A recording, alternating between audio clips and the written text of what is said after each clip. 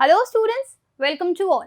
In today's class, we are going to start with the new chapter that is metals and non-metals. आज हम क्या बात करने वाले हैं? आज हम metals के बारे में और non-metals के बारे में स्टडी करने वाले हैं. अब सबसे पहले तो ये दोनों क्या है? तो अगर आपने कभी पीरियोडिक टेबल स्टडी की हो, क्या पीरियोडिक टेबल अगर आपने कभी देखी हो तो वहाँ पर बहुत सारे ब्लॉक्स बने होते हैं. क्या बने होते हैं? बहुत सारे बॉक्सेस वहाँ पर प्रेजेंट होंगे. बिल्कुल होंगे, देखिए आपने. तो वहां पर क्या होगा, उसके अंदर एलिमेंट्स वहां पर काफी सारे प्रेजेंट होंगे. कैसी होती है? कुछ इस तरह की आपने जो पीरियोडिक टेबल है वो देखी होगी,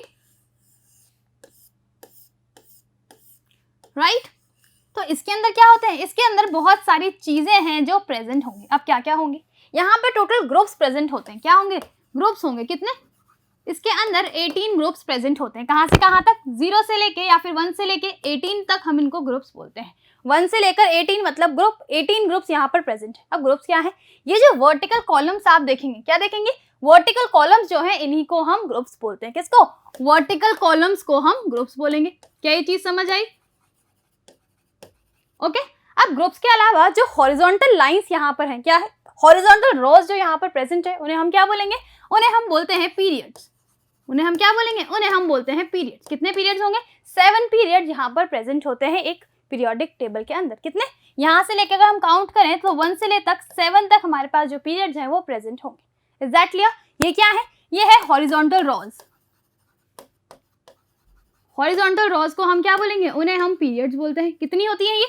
7 पीरियड्स हमारे पास प्रेजेंट हैं. जबकि ग्रुप्स की अगर हम बात करें वर्टिकल कॉलम्स की तो 18 हमारे पास ये प्रेजेंट है, राइट? अब इनके अंदर क्या है? ये है एक तरह की पीरियोडिक टेबल. ये क्या है? ये है एक तरह की पीरियोडिक टेबल. अब पीरियोडिक टेबल में क्या होगा? पीरियोडिक टेबल में डिफरेंट एलिमेंट्स होते हैं. क्या रेंज है यहाँ पर हम कंपाउंड्स या मिक्सचर्स की बात नहीं करेंगे. सिर्फ पीरियोडिक टेबल्स में क्या होंगे? पीरियोडिक टेबल के अंदर हमारे पास एलिमेंट्स प्रेजेंट होंगे. क्या होंगे? पूरी पीरियोडिक टेबल में एलिमेंट्स हैं जो कि डिफरेंट टाइप के एलिमेंट्स यहाँ पर प्रेजेंट होते हैं. अच्छा, अब एलिमेंट्स तो है, बट एलिमेंट्स को भी हम डिफरेंट टाइप्स में डिवाइड करेंगे. किसमें? उनकी फिजिकल और केमिकल प्रॉपर्टीज के बेसिस पे हम उनको भी डिफरेंट टाइप के अंदर डिवाइड करते हैं. अब वो टाइप क्या क्या है? तो एलिमेंट्स को हम 3 तरह से डिवाइड करते हैं. किस तरह से? 3 तरह से एलिमेंट्स को यहाँ पर डिवाइड किया जाता है. कौन कौन सा? फर्स्ट अगर हम देखें तो एलिमेंट्स को हम क्या बोलते हैं? मेटल्स. कुछ एलिमेंट्स ऐसे हैं जो मेटल्स होंगे. अच्छा, मेटल्स क्या है?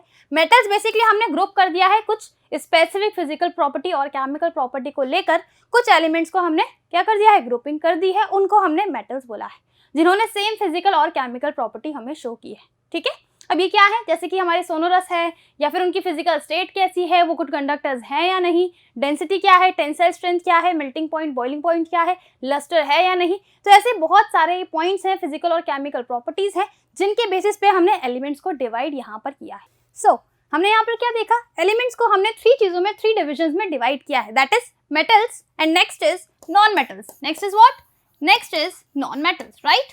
इसके बाद अगर हम बात करें सो मेटल्स और नॉन मेटल्स के अलावा एक और ऐसे टाइप के एलिमेंट्स होते हैं जिनके अंदर दोनों की ही प्रॉपर्टीज होंगी. क्या होंगी? जिनके अंदर मेटल्स की भी प्रॉपर्टी होगी और नॉन मेटल्स की भी प्रॉपर्टी होगी.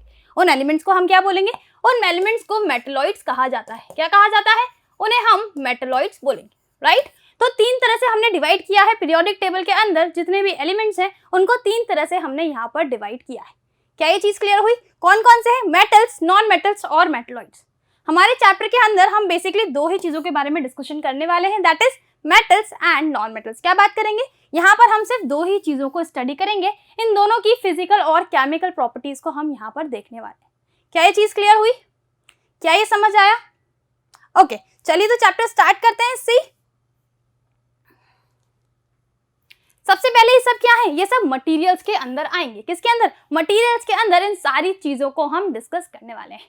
A substance which cannot be broken down into 2 simpler substances by chemical reactions is called an element. Element क्या है? ऐसा substance. Element क्या है? Element एक ऐसा substance है जिसको हम broke down नहीं कर सकते, उसको हम break नहीं कर सकते किसी भी chemical reaction के थ्रू. क्या नहीं कर सकते? किसी भी chemical reaction को use करके हम उस substance को break down नहीं कर सकते. उसे हम क्या बोलेंगे? उसे हम element बोलते हैं. वो क्या होगा? वो element होगा. मतलब जैसे element क्या क्या हो सकते हैं? अगर हम बात करें सोडियम की, या फिर हम बात करें आयोडीन की, हम बात करें क्लोरीन की, अगर हम देखें मैग्नीशियम है, जिंक है, ये सब क्या है? ये सब ऐसे एलिमेंट्स हैं, ऐसे सब्सटेंस हैं जिनको और ज्यादा हम ब्रेक नहीं कर सकते. क्या नहीं कर सकते, और ज्यादा इनको हम ब्रेक नहीं कर सकते। तो इन सब्सटेंस को हम क्या बोलेंगे, इन सब्सटेंसेस को हम बोलते हैं एलिमेंट्स। क्या बोलेंगे, इन सब्सटेंसेस को हम एलिमेंट बोलते हैं। क्या चीज क्लियर हुई? Okay, so chlorine, bromine, iodine, sodium, potassium, magnesium, calcium etcetera, they are all elements. ये सब क्या है, ये सब ऐसे सब्सटेंस हैं जिनको और ज्यादा ब्रेक नहीं किया जा सकता। क्या नहीं कर सकते, इनको हम और ज्यादा ब्रेक नहीं कर सकते। Next is the smallest particle of an element is called atom. Atom का जो एलिमेंट का जो सबसे स्मॉलेस्ट पार्टिकल है, सबसे छोटा पार्टिकल है, उसे हम क्या बोलते हैं, उस पार्टिकल को एटम कहा जाता है। क्या कहा जाता है, उस पार्टिकल को एटम कहा जाता है। एलिमेंट का सबसे छोटा पार्टिकल, एलिमेंट का सबसे स्मॉलेस्ट पार्टिकल क्या होगा, कोई भी एलिमेंट है उसका सबसे स्मॉलेस्ट पार्टिकल होगा atom. Is that clear? Okay, an element is a substance which is made up of only one kind of atoms. अब एलिमेंट के अंदर क्या होगा, सपोज हम देखेंगे सोडियम, तो सोडियम के अंदर क्या होगा, सोडियम एक तरह का एलिमेंट है। अब इस एलिमेंट के अंदर सिर्फ Na के ही एटम्स होंगे। किसके होंगे, अगर हम सोडियम की बात करें तो वहां पर चाहे कितने भी नंबर ऑफ एलिमेंट्स हो, क्या हो, वहां पर चाहे कितने ही नंबर ऑफ एटम्स हो, लेकिन वो सभी किसके होंगे, वो सभी Na के होंगे। बहुत सारे Na यहाँ पर प्रेजेंट हो सकते हैं। तो जितने भी यहाँ पर ग्रुप ऑफ एटम्स होंगे वो किसके होंगे, जितने भी ग्रुप ऑफ एटम्स है वो सभी एक ही तरह के होंगे, सभी सोडियम के प्रेजेंट होंगे सोडियम एलिमेंट के अंदर। अगर कोई और एलिमेंट हम लेते हैं, सपोज क्लोरीन है, मैग्नीशियम है या फिर जिंक है, तो वो क्या करेंगे, उन सभी के अंदर, जैसे जिंक है तो इसके अंदर भी जितने भी एटम्स होंगे वो किसके होंगे, यहाँ पर जितने भी एटम्स होंगे वो जिंक के ही होंगे। अगर हम मैग्नीशियम की बात करें तो मैग्नीशियम में क्या होगा, यहाँ पर मैग्नीशियम के जितने भी एटम्स हैं वो किसके होंगे, वो मैग्नीशियम के होंगे। तो मतलब एक एलिमेंट के अंदर क्या होगा, एक एलिमेंट के अंदर जो वो एलिमेंट है सारे एटम उसी के होंगे। ऑब्वियसली जब सारे एटम उसी के होंगे तभी तो वो सिंगल एलिमेंट होगा। अगर मैग्नीशियम के अंदर सपोज जिंक के एटम घुस जाएं या फिर मैग्नीशियम के अंदर सोडियम के एटम्स आ जाएं तो वो क्या होगा, वो कंपाउंड फॉर्म हो जाएगा, कंपाउंड या मिक्सचर वहां पर फॉर्म हो जाएगा। लेकिन अभी हम किसकी बात कर रहे हैं, हम सिर्फ एलिमेंट की बात कर रहे हैं। तो जिस भी एलिमेंट की हम बात करेंगे उसके अंदर क्या होगा, उसके अंदर उसी के सिर्फ नंबर ऑफ एटम होंगे, उसके अलावा कोई और एटम्स वहां पर प्रेजेंट नहीं होंगे। क्या ये चीजें क्लियर हुई, क्या ये पॉइंट समझ आया? Okay, materials are, there are only 92 naturally occurring elements. अभी तक कितने हैं, सिर्फ 92 नेचुरली अकरिंग एलिमेंट्स हैं, ऐसे बहुत सारे, लेकिन उनकी जो फिजिकल और केमिकल प्रॉपर्टीज हैं वो अभी भी स्पेसिफाई नहीं हुई है। अभी भी स्पेसिफिकली हमें नहीं पता है कि कौन कौन सी केमिकल और फिजिकल प्रॉपर्टीज वो शो करेंगे। ठीक है, अभी सिर्फ उनके नेम या फिर ऐसा हो सकता है, ऐसा एलिमेंट यहाँ आना चाहिए, सिर्फ इतनी ही डिस्कवरीज हुई है। ठीक है, ये 92 एलिमेंट्स ऐसे हैं जिनके बारे में हमें सब कुछ पता है, उनकी फिजिकल प्रॉपर्टीज क्या होंगी, केमिकल रिएक्शंस क्या होंगी, किस तरह से वो दूसरे सब्सटेंसेस के साथ रिएक्शन शो करेंगे, right? On the basis of their properties all the elements can be divided into 2 main groups. अब एलिमेंट्स को हमने क्या किया है, एलिमेंट्स को दो तरह से हमने मेनली डिवाइड किया है। किस तरह से, दो तरह से मेनली हमने डिवाइड किया है। कौन से है, क्या है वो दो वे, that is metals and non metals. क्या किया है हमने, एलिमेंट्स को मेटल्स और नॉन मेटल्स के अंदर हमने डिवाइड किया है। Iron, copper and aluminium are examples of metals whereas carbon, oxygen and sulfur are example of non metals। अगर हम metals की बात करें तो metals में क्या क्या आते हैं, हमारा जो आयरन है, कॉपर है, एल्यूमिनियम है, सोडियम है, पोटेशियम है, मैग्नीशियम है, जिंक है, ये सब क्या है, ये सब metals के अंदर आएंगे। किसके अंदर आएंगे, ये सारी चीजें जो है, सारे एलिमेंट्स जो है metals के अंदर आएंगे। तो फिर नॉन मेटल्स में क्या आएगा, नॉन मेटल्स के अंदर अगर हम बात करें कार्बन की, नाइट्रोजन की, ऑक्सीजन की, सल्फर की, नियॉन की, हीलियम की, ये सब किसके अंदर आते हैं, ये सभी नॉन मेटल्स के अंदर आएंगे। किसके अंदर आएंगे, ये सभी नॉन मेटल्स के अंदर आएंगे। अच्छा, एक और चीज यहाँ पर जानने की ये भी है कि पीरियोडिक क्लासिफिकेशन की अगर हम बात करें या फिर पीरियोडिक टेबल को अगर हम देखें तो जो लास्ट ग्रुप है हमारे पास, दैट इज 18th ग्रुप हमारे पास जो है, कौन सा ग्रुप, ग्रुप नंबर 18 की अगर हम बात करें तो उसके अंदर क्या होती है, उसके अंदर नोबल गैसेस प्रेजेंट है। क्या प्रेजेंट है, नोबल या फिर इनर्ट गैसेस भी उनको कहा जाता है। क्या कहा जाता है, नोबल या इनर्ट गैसेस भी उनको बोला जाता है। तो ग्रुप 18 के अंदर जो भी एलिमेंट्स हैं वो कैसे होंगे, जो भी यहाँ पर एलिमेंट्स हैं उनके ऊपर कोई भी चार्ज नहीं होगा क्योंकि वो ऑलरेडी स्टेबल होंगे। कैसे होंगे, इनके अंदर जो भी एलिमेंट्स आएंगे वो ऑलरेडी स्टेबल होंगे। अब जो चीज ऑलरेडी स्टेबल होगी वो क्या करेगी, जो भी चीज ऑलरेडी स्टेबल होती है वो ज्यादा रिएक्शन शो नहीं करती है, रिएक्ट नहीं करती है। कोई भी चीज रिएक्ट कब करेगी, जब उसे स्टेबिलिटी गेन करनी हो। लेकिन ग्रुप 18 के जो एलिमेंट्स हैं वो क्या है, ग्रुप 18 के जो एलिमेंट्स हैं वो ऑलरेडी स्टेबल होंगे, इसीलिए उनको कोई भी रिएक्शन करने की रिक्वायरमेंट नहीं होगी। क्या ये चीज समझ आई? तो मेटल्स और नॉन मेटल्स के अंदर हमने डिवाइड किया है हमारे एलिमेंट्स को मेनली। मेटलॉइड्स को भी हम डिस्कस करेंगे, ऐसे एलिमेंट्स जो क्या करेंगे, थोड़ी बहुत मेटल की प्रॉपर्टीज शो करेंगे और थोड़ी बहुत नॉन मेटल्स की प्रॉपर्टीज जो शो करते हैं, ऐसे एलिमेंट्स को हम क्या बोलेंगे, ऐसे एलिमेंट्स को हम मेटलॉइड्स बोलते हैं। क्या बोलते हैं, ऐसे एलिमेंट्स को हम मेटलॉइड्स बोलेंगे। क्या ये चीज क्लियर हुई, समझ आया? तो इस चैप्टर में हमारा मेन कंसर्न रहेगा मेटल और नॉन मेटल की प्रॉपर्टीज के ऊपर। इन दोनों में हम अलग अलग तरह से फिजिकल प्रॉपर्टीज पढ़ेंगे और दोनों की ये अलग अलग केमिकल प्रॉपर्टीज को हम यहाँ पर डिस्कस करते हैं। क्या ये चीज समझ आई? Okay, the properties of non metals are opposite to those of metals. अच्छा, इसमें एक और चीज बहुत अच्छी है, मेटल्स की जितनी भी प्रॉपर्टी हम डिस्कस करेंगे, नॉन मेटल्स की जो प्रॉपर्टीज हैं वो जस्ट अपोजिट होंगी। क्या होंगी? जस्ट अपोजिट होंगी। मतलब मेटल्स अगर सोनोरस हैं, मेटल्स अगर साउंड प्रोड्यूस करेंगे, तो नॉन मेटल जो है वो नॉन सोनोरस होंगे, मतलब साउंड प्रोड्यूस नहीं करेंगे। तो दोनों में से अगर एक की भी आप फिजिकल प्रॉपर्टी लर्न कर लोगे तो आराम से आप नॉन मेटल्स की भी फिजिकल प्रॉपर्टी लिख सकते हैं। ठीक है, अब ये तो थोड़ा सा सिंपल लगा, लेकिन प्रॉब्लम यहाँ एक और है, क्योंकि केमिस्ट्री के अंदर बिना एक्सेप्शंस के हम आगे बढ़ ही नहीं सकते। तो हर प्रॉपर्टी के अंदर कुछ एक्सेप्शंस हमें देखने को मिलेंगे, मेटल्स में भी और नॉन मेटल्स में भी। और एक और प्रॉब्लम ये भी है कि इसी चीज़ों से, मतलब इन्हीं एक्सेप्शन से ही क्वेश्चंस आते हैं, नॉर्मल एलिमेंट्स के क्वेश्चन नहीं बनते हैं। क्वेश्चंस हमेशा किसके बनेंगे? इन्हीं एलिमेंट्स के, जिनके अंदर क्या होगा, जिनके अंदर एक्सेप्शंस होगा, जिनके अंदर प्रॉपर्टीज से थोड़े डिफरेंट होंगे। सिर्फ उन्हीं एलिमेंट्स को आपसे पूछा जाएगा एग्जामिनेशंस के अंदर। ठीक है, तो जहां पर भी हम एक्सेप्शंस पढ़ेंगे वो आपको बहुत अच्छे से पढ़ने होंगे, बहुत अच्छे से उस पर आपको ध्यान देना होगा। ठीक है, so next is both metals as well as non metals are used in our daily life. हम क्या करते हैं, मेटल्स हो चाहे नॉन मेटल्स हो, दोनों को ही हमारी डेली लाइफ के अंदर यूज करते हैं। किसको? मेटल्स हो नॉन मेटल्स हो, दोनों को ही हम अपनी डेली लाइफ के अंदर यूज करेंगे। क्या ये चीज क्लियर हुई? ओके, सो आगे बढ़ते हैं, बात करते हैं फिजिकल प्रॉपर्टीज ऑफ मेटल्स की। अब हम स्टार्ट करेंगे फिजिकल प्रॉपर्टीज से। पहले हम पढ़ेंगे फिजिकल प्रॉपर्टीज मेटल्स की और उसके बाद हम पढ़ेंगे फिजिकल प्रॉपर्टीज नॉन मेटल्स की। तो दोनों की जब फिजिकल प्रॉपर्टीज हो जाएगी उसके बाद हम केमिकल प्रॉपर्टीज पे जाएंगे। अच्छा, एक और चीज, फिजिकल प्रॉपर्टीज काफी इजी होने वाली हैं क्योंकि थ्योरेटिकल है और उसमें कोई ज्यादा लॉजिक नहीं है, रिएक्शंस नहीं है। लेकिन जब हम केमिकल प्रॉपर्टीज पे बात करेंगे तो वहां पे बहुत रिएक्शंस हमें देखने को मिलेगी, तो वो थोड़ा सा टिपिकल पार्ट होने वाला है इस चैप्टर का, बट नॉट एन इशू। पहले हम डिस्कस करते हैं physical properties of metal, right? तो फर्स्ट फिजिकल प्रॉपर्टी है हमारे पास कंडक्शन ऑफ हीट। क्या है? Conduction of heat. अगर आपने सुना हो तो कंडक्टर्स क्या होंगे? कंडक्टर्स ऐसे सब्सटेंसेस होते हैं, ऐसे मटेरियल्स होंगे जो अपने अंदर से हीट को और इलेक्ट्रिसिटी को पास होने देते हैं। क्या करते हैं? मतलब अगर कोई भी ऐसे एलिमेंट्स हैं जो अपने अंदर से चार्ज के फ्लो को अलाउ कर देंगे तो क्या होगा? अगर वो चार्ज के फ्लो को अलाउ कर देंगे तो वहां पर वो कंडक्टर्स बन जाते हैं। क्या बन जाते हैं? कंडक्टर्स बन जाते हैं। अब चार्ज फ्लो हो रहा है तो वहां पर क्या होगा? हीट और इलेक्ट्रिसिटी दोनों की ही हम बात करेंगे। सो कंडक्शन ऑफ हीट की अगर हम बात करें और कंडक्शन ऑफ इलेक्ट्रिसिटी की, तो दोनों ही बहुत अच्छे होते हैं मेटल्स। मतलब मेटल्स कैसे हैं? Metals are good conductors of heat as well as electricity. दोनों के ही क्या है? दोनों के ही वो अच्छे कंडक्टर्स होंगे। अच्छा, ऐसा क्यों? क्योंकि मेटल्स और नॉन मेटल्स दोनों की अगर हम बात करें तो दोनों के पास चार्जेस हैं, लेकिन मेटल्स के पास हमेशा पॉजिटिव चार्ज होता है। कैसा चार्ज होगा? मेटल्स के पास हमेशा पॉजिटिव चार्ज होगा और यही हमारे लिए यहाँ पर फायदा है। यही क्या है? यही यहाँ पर हमारे लिए फायदा होगा। ठीक है, सो मेटल्स हमेशा कैसे होंगे? मेटल्स हमेशा good conductor of electricity and heat होंगे। Is that clear? Okay, metals are generally good conductors of heat. First statement हमारा यही है that metals are generally good conductors of heat.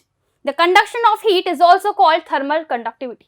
अगर कोई भी ऐसा सब्सटेंस है जो हीट कंडक्ट करता है तो उसी को हम थर्मल कंडक्टिविटी से भी जानते हैं। क्या से? उसी प्रोसेस को या उसी चीज को हम थर्मल कंडक्टिविटी से भी जानते हैं। Okay, silver metal is the best conductor of heat. अच्छा, अब मेटल्स में से भी कौन? मेटल्स में से भी अगर हम देखें तो सिल्वर मतलब चांदी जो हम पहनते हैं वो क्या है? वो बेस्ट कंडक्टर होता है हीट का। किसका? हीट का। यहाँ पर बेस्ट कंडक्टर होगा सिल्वर, राइट? लेकिन अगर हम देखें तो वायर्स जो हम यूज करते हैं हमारी डेली लाइफ के अंदर, वो किसके यूज करते हैं? वो हम कॉपर के यूज करते हैं। कौन से? कॉपर के वायर्स का हम यूज करते हैं डेली लाइफ के अंदर। ऐसा क्यों? जबकि सिल्वर तो बेस्ट है। लेकिन सिल्वर बेस्ट होने के साथ क्या है? एक्सपेंसिव भी है। सिल्वर कैसा है? बेस्ट होने के साथ एक्सपेंसिव है, हमें कॉस्टली पड़ता है। तो चाहे बेस्ट वो हो, लेकिन सेकंड बेस्ट की अगर हम बात करें कि सेकंड नंबर पर बेस्ट क्या है, तो यहाँ पर क्या होगा? कॉपर जो है, कॉपर मेटल हमारे पास जो है वो बेस्ट कंडक्टर होगा हीट और इलेक्ट्रिसिटी का। किसका? हीट और इलेक्ट्रिसिटी दोनों का ही बेस्ट कंडक्टर होता है copper on the second position. Okay, so silver metal is the best conductor of heat, right? It has the highest thermal conductivity. Obviously अगर बेस्ट कंडक्टर ऑफ हीट है तो उसकी thermal conductivity भी highest होगी। क्या होगा, उसकी जो थर्मल कंडक्टिविटी है वो भी यहाँ पर हाईएस्ट होगी। Copper and aluminium metals are also very good conductors of heat. यहाँ पर हमें बोल दिया गया है कि कॉपर और एल्यूमिनियम दोनों ही क्या होते हैं, दोनों ही इसके बाद गुड कंडक्टर्स ऑफ हीट होंगे। किसके बाद, सिल्वर के बाद कॉपर और एल्यूमिनियम ही ऐसे मेटल्स हैं जो कि गुड कंडक्टर ऑफ हीट माने जाते हैं। क्या ये चीज क्लियर हुई, समझ आया? Okay, the cooking utensils and water boilers etcetera are usually made of copper और aluminium metals because they are very good conductors of heat. हम क्या बनाते हैं, कुकिंग के लिए हम यूटेंसिल्स का यूज करते हैं, जो बर्तन वगैरह हम यूज करते हैं, जैसे फ्राई पैन है, कुकर है, या फिर हमारी कढ़ाई वगैरह है, तो ये सब किसके यूज करते हैं, ये सब हम जनरली मेटल के यूज करते हैं। किसके, मेटल के यूज करते हैं, क्योंकि वो अच्छे कंडक्टर होते हैं हीट के। ऐसे बर्तनों में क्या होगा, ऐसे यूटेंसिल्स के अंदर हमारा जो खाना है वो जल्दी पक सकता है। क्यों, क्योंकि वो हीट को वहां पर कंडक्ट करवाते हैं कंडक्शन की वजह से। कंडक्शन क्या है, कंडक्शन एक ऐसा प्रोसेस है जिससे हम हीट को ट्रांसफर कर सकते हैं। तो कंडक्शन किस में होगा, जो कि कंडक्टर्स होंगे, राइट। सो मेटल्स क्या है, मेटल्स हमारे पास गुड कंडक्टर्स ऑफ हीट है। So, the cooking utensils and water boilers etc. are usually made up of copper or aluminum metals because they are very good conductors of heat. क्या ये point clear हुआ? Okay. The poorest conductor of heat among the metal is lead and mercury. अच्छा, अब ये दो क्या है, ये दो ऐसे एलिमेंट्स हैं, ऐसे मेटल्स हैं जो बिल्कुल हमारी जो हीट है वो कंडक्ट नहीं करेंगे। क्या नहीं करेंगे, ये दोनों ही ऐसे हैं जो हीट को कंडक्ट नहीं करते हैं। कौन कौन से, लेड और मरकरी। कौन कौन से, लेड और मरकरी की अगर हम बात करें तो दोनों ही ऐसे एलिमेंट्स हैं, दोनों ही ऐसे मेटल्स हैं जो हीट कंडक्ट नहीं करते हैं। क्या ये चीज क्लियर हुई, इज दैट क्लियर? ओके, तो कंडक्शन ऑफ हीट आपको समझ आया, जो भी कंडक्टर्स होंगे, जो भी अपने अंदर से फ्लो ऑफ चार्ज अलाउ कर देंगे वो कंडक्टर्स होंगे। और metals are very good conductors of heat. Silver best है, सिल्वर के बाद कॉपर और एल्यूमिनियम को हम देख सकते हैं। पुअरेस्ट कंडक्टर की अगर हम बात करें तो कौन है, लेड और हमारा मरकरी जो है वो पुअरेस्ट कंडक्टर होंगे मेटल्स के अंदर। Is that clear? तो फर्स्ट प्रॉपर्टी आपको समझ आई कि कंडक्शन ऑफ हीट क्या है। नेक्स्ट प्रॉपर्टी देखते हैं। Next is conduction of electricity. Next किसकी बात करेंगे, नेक्स्ट हम बात करने वाले हैं कंडक्शन ऑफ इलेक्ट्रिसिटी की। Yes, so metals are good conductor of electricity. Metals कैसे होंगे, मेटल्स जो है अच्छे कंडक्टर होंगे इलेक्ट्रिसिटी के। जैसे वो हीट के अच्छे कंडक्टर हैं वैसे ही सेम टू सेम यहाँ पर इलेक्ट्रिसिटी के भी अच्छे कंडक्टर्स होंगे। क्यों, अगेन उसका रीजन वही है कि वहां पर चार्जेस जो है वो प्रेजेंट होंगे। क्या प्रेजेंट होंगे, क्योंकि वहां पर चार्जेस प्रेजेंट है इसलिए इलेक्ट्रिक करंट भी, इलेक्ट्रिसिटी भी वहां पर फ्लो हो सकती है। The metals offer very low resistance to the flow of electric current. Metals क्या करते हैं, मेटल्स जो है बहुत कम रेजिस्टेंस ऑफर करते हैं। अच्छा, इससे क्या होगा, रेजिस्टेंस जितना कम होगा करंट उतना ही ज्यादा होगा। क्या होगा, रेजिस्टेंस जितना कम होगा करंट उतना ही ज्यादा होगा। तो मेटल्स क्या करते हैं, मेटल्स बहुत कम रेजिस्टेंस ऑफर करते हैं जिसकी वजह से करंट उसमें इजीली फ्लो कर पाता है। And hence they show high electrical conductivity. और इसीलिए क्या होता है, इसीलिए वो सबसे ज्यादा इलेक्ट्रिकल कंडक्टिविटी शो कर सकते हैं। क्या शो कर सकते हैं, इसीलिए वो सबसे ज्यादा इलेक्ट्रिकल कंडक्टिविटी शो कर सकते हैं। क्या ये चीज क्लियर हुई? Okay, silver metal is the best conductor of electricity. जैसे वो हीट का बेस्ट कंडक्टर था वैसे ही सिल्वर क्या है, सिल्वर यहाँ पर इलेक्ट्रिसिटी का भी बेस्ट कंडक्टर होगा। क्या होगा, इलेक्ट्रिसिटी का भी सिल्वर मेटल जो है वो बेस्ट कंडक्टर होगा। Copper metal is the next best conductor of electricity followed by gold, aluminium and tungsten. तो सबसे पहले अगर हम बात करें तो टॉप पे होगा हमारा सिल्वर। सिल्वर के बाद क्या होगा, सिल्वर के बाद सेकंड पोजीशन है हमारे कॉपर की, और कॉपर के बाद अगर आप देखें तो एल्यूमिनियम, एल्यूमिनियम और एल्यूमिनियम के बाद टंगस्टन। तो ये चारों क्या है, first, second, third, fourth position higher करते हैं किसके लिए, good conductors of heat and electricity के केस में। किसके केस में, good conductors of heat and electricity के केस में। Is that clear?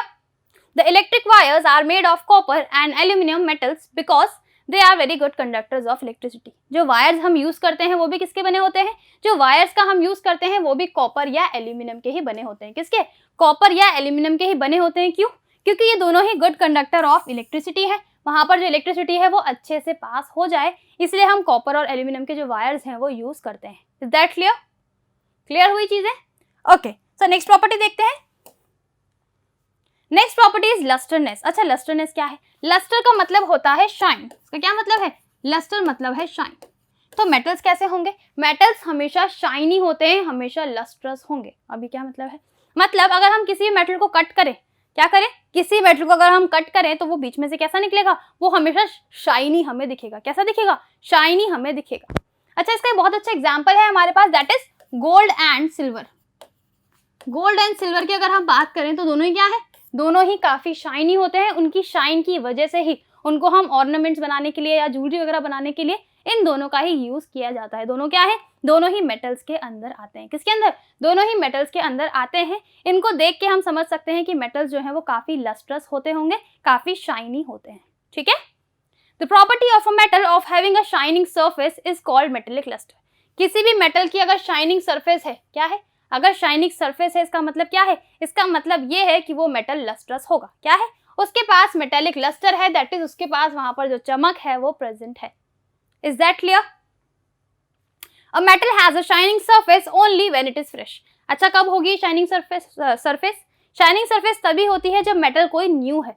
अगर कोई नया मेटल हमने लिया है तो वो कैसा होगा, उसकी सरफेस जो है वो हमेशा शाइनिंग होगी जब तक वो फ्रेश होगा। अब फ्रेश होने के बाद क्या हुआ, अगर हम थोड़े टाइम तक उस मेटल को यूज करेंगे तो वहां पर क्या होगा, वहां पर ऑक्साइड्स की लेयर फॉर्म होने लग जाती है। क्या होगा, ऑक्साइड्स की, वहां पर ऑक्साइड्स मतलब, अब ये ऑक्साइड्स कैसे बने, ऑक्साइड्स बनते हैं जो एयर हमारे आसपास है, जो वेपर हमारे पास है और जो मॉइस्चर हमारे आसपास प्रेजेंट है, इनसे क्या होता है, इनसे ही ऑक्साइड्स फॉर्म हो जाएंगे। क्या हो जाएंगे, उस मेटल के ऑक्साइड्स इन्हीं चीजों की वजह से फॉर्म हो जाते हैं, जिसकी वजह से क्या होगा, जिसकी वजह से कोरोजन, आपने सुना होगा, कोरोजन हो जाता है मेटल्स के अंदर। किसके अंदर, मेटल्स के अंदर कोरोजन हो जाता है जब वो काफी टाइम तक रखे रहते हैं। क्यों, क्योंकि उसके ऑक्साइड्स वहां पर फॉर्म हो जाते हैं, कुछ डिफरेंट लेयर्स वहां पर फॉर्म हो जाती है। क्या ये चीज क्लियर हुई, समझ आया? Okay, so when a metal has been kept exposed to air for a long time then it gets a dull appearance। अगर क्या होगा, अगर वो जो मेटल है उसको ज्यादा टाइम तक हमने एयर में रख दिया, एयर मतलब एयर के अंदर सब कुछ है, वाटर वेपर है, डिफरेंट गैसेज हैं या मॉइस्चर भी प्रेजेंट है, तो अगर हम किसी भी मेटल को थोड़े ज्यादा टाइम तक एयर में रख देंगे तो क्या होगा, उनकी जो अपीयरेंस है वो थोड़ी सी डल हो जाती है। कैसी जाती है, थोड़ी सी डल हो जाती है। अच्छा, ये सडन प्रोसेस नहीं होगा, मतलब लाइक आपने 1-2 घंटे या फिर 1-2 दिन रखा, उसके अंदर उनकी जो अपीयरेंस है उसके अंदर कोई चेंज नहीं आएगा। ये थोड़ा सा लेंथी प्रोसेस है, लाइक 6 मंथ्स, 8 मंथ्स, 1 ईयर के अंदर ये जो डल अपीयरेंस है वो हमें देखने को मिलती है। Okay, it does most of its shine और ब्राइटनेस। अब क्या होगा, अगर किसी की भी जो अपीयरेंस है वो डल हो जाएगी तो उसकी जो ब्राइटनेस है वो कम हो जाती है, या ब्राइटनेस और शाइन जो है वो वहां पर कम हो जाएगी। क्या चीज समझ आई, कोई चीज डल हो रही है मतलब क्या है कि इसकी जो ब्राइटनेस है वो कम हो गई है। अच्छा, इसको हम क्या कर सकते हैं, इसको रिमूव करने के लिए हम बहुत सारे प्रिवेंशंस भी यूज कर सकते हैं। इसको अगर हम पॉलिश करवा दें, दोबारा अगर हम इसको पॉलिश करवा दें तो वो वापस उसकी जो लस्टर है, वापस उसकी जो शाइन है वो हमें मिल सकती है। Okay, is that clear?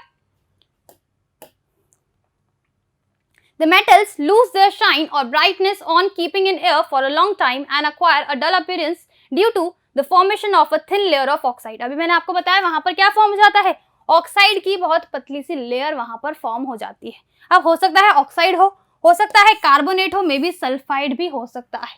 तो इसी की वजह से क्या होता है, इसी की वजह से वहां पर बहुत सारी जो गैसेज हैं वो उस पर एक्ट कर जाती हैं, और इसी की वजह से डल अपीयरेंस जो हमें दिखाई दे रही है, क्या डल अपीयरेंस जो हम देख रहे हैं मेटल्स की, उसका रीजन भी यही होता है क्योंकि उस मेटल के वहां पर ऑक्साइड्स, कार्बोनेट्स या फिर सल्फाइड्स फॉर्म हो जाते हैं। Is that clear? समझ आई लस्टरनेस वाली प्रॉपर्टी? ओके, नेक्स्ट प्रॉपर्टी देखते हैं। The next property is hardness. अच्छा, मेटल्स की हम जब भी बात करते हैं, मेटल्स ज्यादातर हार्ड ही होंगे। कैसे होंगे, ऑलमोस्ट मेटल्स हमेशा हार्ड होते हैं, उनको अगर हम ब्रेक करना चाहें तो इजीली वो ब्रेक नहीं होंगे। ये एक जनरल मेटल्स की प्रॉपर्टी है कि जो मेटल्स हैं उनके अंदर ऐसी प्रॉपर्टी होगी हार्डनेस वाली। लेकिन अब इसमें एक और प्रॉब्लम है, एक्सेप्शंस की जो हमने बात की थी, तो सोडियम और पोटेशियम की अगर हम बात करें तो दोनों ही कैसे होंगे, सोडियम और पोटेशियम बहुत सॉफ्ट होंगे। कैसे होंगे, दोनों ही काफी सॉफ्ट होते हैं, जिनको हम क्या कर सकते हैं, इजीली नाइफ से भी कट कर सकते हैं। क्या कर सकते हैं, नाइफ से भी हम इजीली कट कर सकते हैं, सोडियम को भी और पोटेशियम को भी। Okay, so metals are generally hard except sodium and potassium which are soft metals. तो मेटल्स कैसे होते हैं, जनरल अगर हम बात करें तो मेटल्स वैसे तो हार्ड होंगे, लेकिन सिर्फ सोडियम और पोटेशियम ऐसे मेटल्स हैं जो कि हार्ड नहीं होते बल्कि सॉफ्ट होते हैं। Okay, sodium and potassium are soft metals which can be easily cut with a knife. हम नाइफ से भी चाहें तो उनको इजीली कट कर सकते हैं। Is that clear? Okay, next property देखते हैं, दैट इज फिजिकल स्टेट। अब यहाँ पर अगर हम बात करें मेटल्स की फिजिकल स्टेट्स की, तो मेटल कैसे होंगे, वो हमेशा सॉलिड होते हैं रूम टेम्परेचर के अंदर। किसके अंदर, रूम टेम्परेचर के अंदर हमेशा मेटल्स जो हैं वो सॉलिड स्टेट में प्रेजेंट होंगे। अब यहाँ पर भी एक एक्सेप्शन है, मरकरी। क्या, मरकरी की अगर हम बात करें तो मरकरी क्या है, मरकरी एक तरह का मेटल है। मरकरी क्या है, मरकरी एक तरह का मेटल है, ठीक है। तो ये क्या है तो ये मेटल, लेकिन ये क्या होगा, इसकी जो फिजिकल स्टेट है वो लिक्विड होती है। कैसा होता है, लिक्विड या सेमी लिक्विड भी आप इसको समझ सकते हैं। क्या, लिक्विड या फिर सेमी लिक्विड भी इसे आप बोल सकते हैं। कब, रूम टेम्परेचर के अंदर जो मरकरी मेटल है वो इस तरह की फॉर्म में पाया जाता है, जबकि सॉलिड उसे होना चाहिए पर वो सॉलिड नहीं होता है, ठीक है। Metals are solid at room temperature. Metals कैसे होंगे, रूम टेम्परेचर के अंदर मेटल्स जो है वो हमेशा सॉलिड फॉर्म में प्रेजेंट होंगे, एक्सेप्ट मरकरी एंड गैलियम। यहाँ पर लिखा हुआ है एक्सेप्शन, मरकरी और गैलियम जो है वो सॉलिड फॉर्म के अंदर प्रेजेंट नहीं होंगे। Most of the metals like iron, copper, aluminium, silver and gold etcetera are solid at room temperature. बहुत सारे ऐसे मेटल्स हैं भी सही जो कैसे होंगे, वो सॉलिड होते हैं रूम टेम्परेचर के अंदर। Mercury and gallium are exceptions which are in liquid state even at room temperature. वो कैसे होते हैं, वो लिक्विड स्टेट के अंदर प्रेजेंट होते हैं रूम टेम्परेचर पर भी। किसके अंदर, लिक्विड स्टेट के अंदर प्रेजेंट होंगे, रूम टेम्परेचर में भी। Is that clear. तो फिजिकल स्टेट अगर आपसे कोई पूछे मेटल्स की तो क्या होगी, सॉलिड स्टेट के अंदर वो प्रेजेंट होंगे रूम टेम्परेचर में। किसके अंदर, रूम टेम्परेचर में वो सॉलिड स्टेट के अंदर यहाँ पर प्रेजेंट होंगे। क्या ये चीज क्लियर हुई, okay.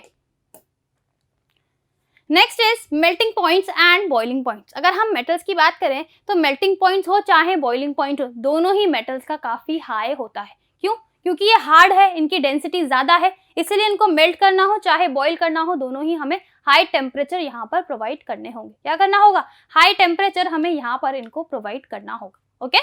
For example iron metal has a high melting point of 1535 degree Celsius. कितना, 1535 डिग्री सेल्सियस की रिक्वायरमेंट है अगर हमें आयरन को हीट करना है। तो क्या करना है, अगर हमें आयरन को हीट करना है या मेल्ट करना है तो उसके लिए हमें उसको इतना टेम्परेचर देना होगा, right. This means that solid iron melts and turns into liquid iron on heating to a temperature of इतना।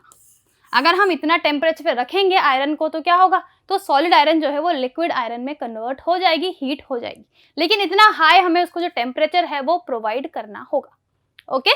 सो copper metal has also has a high melting point of 1083 degree Celsius. अगर copper की बात करें तो उसका भी melting point क्या है, उसका भी मेल्टिंग पॉइंट होता है 1083 degree Celsius. Metals have high melting points and boiling points. यहाँ पर हमें लिखा हुआ है मेटल्स कैसे होंगे, मेटल्स के जो मेल्टिंग पॉइंट है या बॉइलिंग पॉइंट है दोनों ही काफी हाई होंगे, except sodium and potassium metals which have low melting and boiling points. सिर्फ पोटेशियम और सोडियम को छोड़ के इन दोनों के जो बॉइलिंग पॉइंट्स हैं, इन दोनों के जो मेल्टिंग पॉइंट्स हैं वो काफी कम होते हैं, जबकि इनके अलावा जितने भी मेटल्स हैं उनके मेल्टिंग पॉइंट और बॉइलिंग पॉइंट कैसे होंगे, वो काफी हाई होंगे। क्या होंगे, मेटल्स के जो मेल्टिंग पॉइंट है और बॉइलिंग पॉइंट है वो जनरली हाई होते हैं पोटेशियम और सोडियम को छोड़ के। Is that clear, okay. Next property देखते हैं। Next property is density. अब डेंसिटी की अगर हम बात करें तो मेटल्स, अभी हमने देखा मेटल्स कैसे हैं, मेटल्स काफी हार्ड होते हैं। कैसे होते हैं, मेटल्स काफी हार्ड होते हैं। अब जो चीज हार्ड होगी उसका जो मास है वो भी क्या होगा, उसका जो मास है वो भी ज्यादा होगा। और डेंसिटी को हम कैसे लिखते हैं, डेंसिटी को बेसिकली हम लिखते हैं density is equals to mass upon volume, right. तो अगर किसी चीज का मास ज्यादा है तो उसकी डेंसिटी भी कैसी होगी, उसकी डेंसिटी भी यहाँ पर ज्यादा ही होगी। कैसी होगी, उसकी जो डेंसिटी है वो भी यहाँ पर ज्यादा होगी अगर उसका मास ज्यादा है तो, right. So metals have high density substance. Metals कैसे हैं, मेटल्स की जो डेंसिटी है वो काफी ज्यादा होती है क्योंकि वो हार्ड होते हैं, okay. So the density of iron is 7.8 ग्राम पर centimetre cube which is quite high. इसकी डेंसिटी कितनी होती है, आयरन की अगर हम बात करें तो आयरन की डेंसिटी कितनी है, 7.8 ग्राम पर सेंटीमीटर क्यूब आयरन की जो डेंसिटी होती है which is very high. So iron metal is heavy substance. इसलिए आयरन कैसा होता है, अगर आपने भी कभी कोई लोहे की चीज उठाई होगी तो आपको फील हुआ होगा it is very heavy because उसकी डेंसिटी जो है वो काफी हाई होगी, okay. Some exceptions, for example sodium, potassium, lithium metals have low densities, they are very light metals. अगर हम बात करें सोडियम की, पोटेशियम की और किसकी, और लिथियम की, तो तीनों क्या है, तीनों ही काफी लाइट मेटल्स होंगे। कैसे होंगे, तीनों ही काफी लाइट मेटल्स होते हैं, इनकी डेंसिटी काफी कम होगी। Is that clear. क्योंकि ये हार्ड भी नहीं है, इनके अंदर क्या है, ये हार्ड भी नहीं होते, काफी सॉफ्ट होते हैं, इसलिए इनकी जो डेंसिटी है वो भी यहाँ पर कम होगी। क्या ये चीजें क्लियर हुई? क्या ये प्रॉपर्टी क्लियर हुई? ओके, सो यहाँ पर नेक्स्ट प्रॉपर्टी है सोनोरस। सोनोरस मतलब क्या है? किसी भी मेटल को अगर हम हैमर से स्ट्राइक करें, क्या करें, किसी भी मेटल को सपोज हमने हैमर से स्ट्राइक किया है, तो अगर वहां पर साउंड प्रोड्यूस होती है, उस साउंड प्रोड्यूस होने को ही, उस प्रॉपर्टी को हम सोनोरस बोलते हैं। क्या बोलते हैं? उस प्रॉपर्टी को ही हम सोनोरस बोलेंगे। तो अगर आपने कोई भी मेटल है, सपोज आयरन है, जिंक है, मैग्नीशियम है, इनको कभी भी हम हिट करते हैं तो ये क्या प्रोड्यूस करते हैं? ये साउंड वहां प्रोड्यूस करते हैं, जिसका मतलब क्या है, इट मीन्स कि जो मेटल्स हैं वो सोनोरस होंगे। क्या होंगे? मेटल्स हमेशा सोनोरस होते हैं, वो हमेशा साउंड प्रोड्यूस करते हैं हैमर से हिट होने के बाद, right? So if we suspend a big piece of metal and strike it with an object, it makes a ringing sound. अगर हमने कोई भी ऑब्जेक्ट है जो लटकाया है और उसमें हमने हैमर से या किसी भी चीज से उसको हिट किया है, तो वो क्या प्रोड्यूस करेगा? वो साउंड प्रोड्यूस करेगा। The property of metals of being sonorous is called sonorousness और sonorosity. यही प्रॉपर्टी कि वो क्या करते हैं, वो साउंड प्रोड्यूस करते हैं या सोनोरस होते हैं, उसे ही हम क्या बोलते हैं? इसी प्रॉपर्टी को हम बोलेंगे सोनोरसनेस और सोनोरिटी। क्या बोलेंगे? ये दोनों उस प्रॉपर्टी को बोला जाता है जिस प्रॉपर्टी के अंदर वो साउंड प्रोड्यूस कर रहे हैं। Okay, it is due to the property of sonorousness that metals are used for making bells, strings of musical instruments like sitar and violin. तो इसीलिए हम क्या करते हैं, क्योंकि इसके अंदर ये सोनोरस वाली प्रॉपर्टी है, तो हम क्या करते हैं, म्यूजिकल इंस्ट्रूमेंट्स के अंदर जो वायर्स वगैरह हैं उनको हम कैसे यूज करते हैं, उनको हम मेटल्स के ही बनाएंगे। कैसे? मेटल्स के ही बनाते हैं, क्योंकि वहां पर भी हमें साउंड ही प्रोड्यूस करवानी है। क्या ये चीज क्लियर हुई? क्या एक प्रॉपर्टी समझ आई? तो यहाँ पर जो हमारा आज का लेक्चर है वो हम एंड करते हैं। फिजिकल प्रॉपर्टीज ऑफ मेटल्स हम यहाँ पर पूरी तरह से कंप्लीट कर चुके हैं। इसके नेक्स्ट लेक्चर में हम बात करने वाले हैं physical properties of non metals की। ओके, आई होप आज की जो प्रॉपर्टीज हैं वो आपको क्लियर हुई होंगी। कल जो हम प्रॉपर्टी स्टडी करेंगे वो इनसे जस्ट ऑपोजिट होने वाली है। Okay, thank you.